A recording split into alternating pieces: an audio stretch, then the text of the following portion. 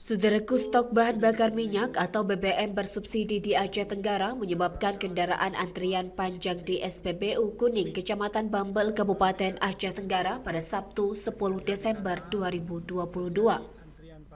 Kendaraan roda 2, roda 3, dan roda 4 antrian di SPBU hingga ke jalan raya untuk mendapatkan BBM bersubsidi seperti jenis Pertalite dan biosolar. Pantauan di lapangan, kendaraan dari arah Kota Cane antrian untuk mengisi BBM bersubsidi di SPBU Kuning tersebut. Antrian itu terlihat sejak pukul 8 waktu Indonesia bagian Barat di SPBU Kuning karena di SPBU Lawi Kihing, Kecamatan Bambel sudah 3 hari tutup.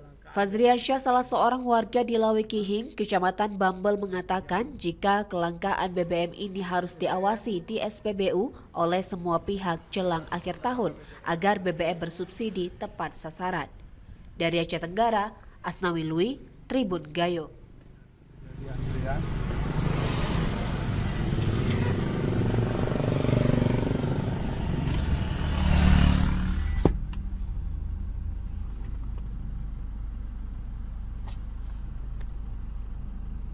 Ini antrian sampai ke jalan, baik roda 2, roda 3 dan juga mobil.